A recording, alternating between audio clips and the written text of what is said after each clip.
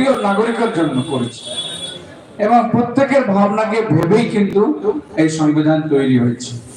যে সংবিধানকে আমাদের বিশ্বের দরবারে বিভিন্ন দেশও কিন্তু ডক্টর বি.আর. আম্বেদকর সহ ভারতের সংবিধানকে সম্মান জানায়।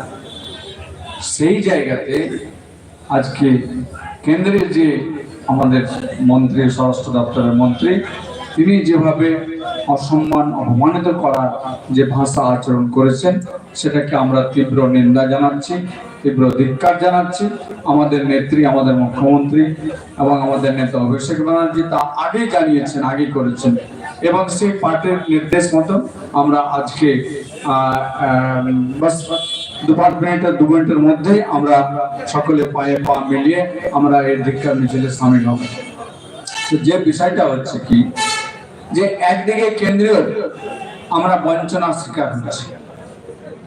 আপনারা বিগত বছরে দেখেছেন যে কিভাবে আপনাদের বা বাংলার মানুষের, যে মানুষ সিপিএম পার্টিও করে থাকে, কংগ্রেস করে থাকে, বিজেপিও করে থাকে, তাদের অধিকার সুনিশ্চিত করার জন্য আমাদের নেতা অভিষেক ব্যানার্জি দিল্লিতে ধর্ণা দিয়েছেন।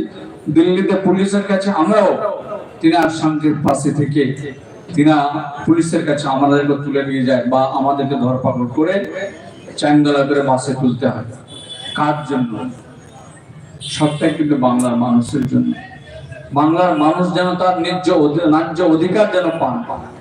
বাংলা যেমন 100 দিনের কাজের টাকা, আবাসের টাকা, যে ঘরগুলো কেন্দ্রীয় সরকারের টিম এসে তারা পরীক্ষা নিরীক্ষণ করার পরেও তাদের মনের মধ্যে সেই অভিসন্ধি কিন্তু থেকেই গেছে। কেন? যে বাংলায় টাকা গেলে বা তাদের উন্নয়নের থেকে উন্নয়ন হবে, উন্নয়ন হলে তৃণমূল কংগ্রেসকে আর সরানো যাবে না। কারণ 2021-এ আপনারা দেখেছেন কিভাবে বিজেপি পার্টি তারা ডেলি প্যাসেঞ্জারি করে দিল্লি থেকে কলকাতা আসতো, আর আমাদের রাজ্যের প্রতিটি বিধানসভায় সমস্ত কেন্দ্রীয় নেতাদেরকে, অন্যান্য রাজ্যের মুখ্যমন্ত্রীকে তারা বসিয়েছিলেন। কিন্তু বাংলার মানুষ চেয়েছিলেন সম্প্রীতি, চেয়েছিলেন ভ্রাতৃত্ব বজায় রাখা, চেয়েছিলেন উন্নয়ন। তার নিরিখে তৃতীয়বারের জন্য আবারও মমতা ব্যানার্জিকে নিয়ে আসে। আমি পার্টির হয়ে সকলকে কৃতজ্ঞতা জানাচ্ছি। কাজে আমরা আগামী দিনেও আমাদের সেই লক্ষ্য থাকবে যে এই সম্প্রীতি বজায় রাখা, ভ্রাতৃত্বকে বজায় রাখা, উন্নয়নকে অব্যাহত রাখা।